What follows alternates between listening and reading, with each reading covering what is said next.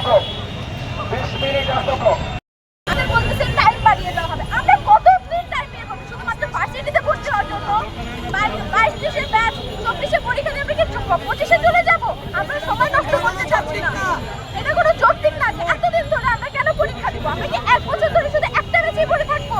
কেন আমরা ভার্সিটিতে আমরা কেন ভর্তি হওয়ার জন্য কেন এত সময় নষ্ট করবো?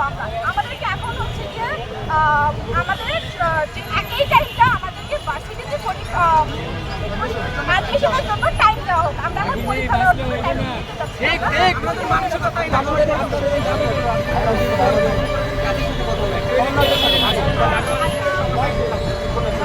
মূলত আপনারা যে বলছেন যে আপনারা কেন পরীক্ষা দিতে চাচ্ছেন না, এইটা আমার মনে আমরা পরীক্ষা দিতে চাইছিলাম, আমরা পরীক্ষা দিছিও, আমরা 6টা 7টা আমরা পরীক্ষা দিছিও। অনেকে বলতেছে তোমরা কোটা বিরোধী আন্দোলন করলা, এখন নিজেরাই আমরা অটোপাস চাও। আমরা কখনো অটোপাস চাই নাই, আমরা মেধার দাবিদার, আমরা কোনোদিন অটোপাস চাই নাই। আমরা বলতেছি আমাদের যে এক্সামগুলো আমাদের বাকি আছে ওইগুলো ম্যাপিং এর মাধ্যমে, নাম্বার ম্যাপিং এর মাধ্যমে আমাদের ফলাফলটা দেওয়া হোক। আমরা কোনোদিন অটোপাস চাই না, কোনোদিন চাইবও না। আর আজকে সমন্বয় ভাইদের কাছে যে এইটা বলার পরে তারা আমাদের বিভিন্ন যুক্তি দিল, আমরা একটা যুক্তি দিই, তারা একটা যুক্তি দেয়। ভাই যুক্তির তো কোনো শেষ নাই। সহজ একটা জিনিস তারা পেঁচায় শুধু ঘুরাইছে, আমাদের দাবিটা তারা মানে না।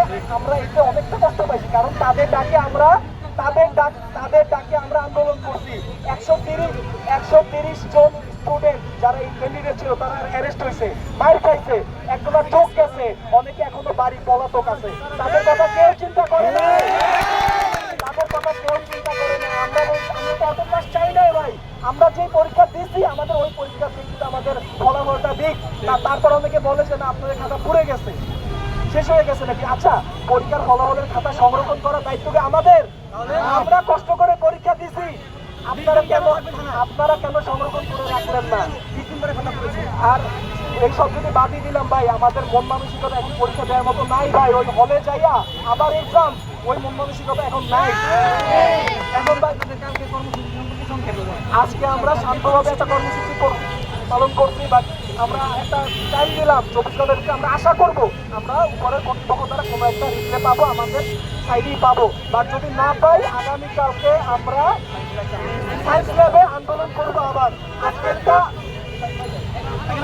আগামীকাল সায়েন্স ল্যাব সকাল 11টায় আমরা আমাদের আন্দোলন ঘোষণা করলাম, আর আলটিমেটাম দেওয়া হবে। আর 24 ঘন্টার ভিতরে আলটিমেটাম দেওয়া হলো, আমাদের জানানো হবে।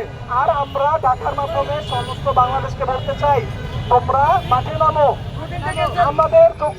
আমরা অযৌক্তিক কোনো দাবি নিয়ে নামি নাই, আমরা অটোপাস চাই না। আমরা যে পরীক্ষা দিচ্ছি ওই পরীক্ষার ভিত্তিতে আমরা রেজাল্ট চাই। আমরা মেধার বিরুদ্ধে না, আমরা মেধার পক্ষে।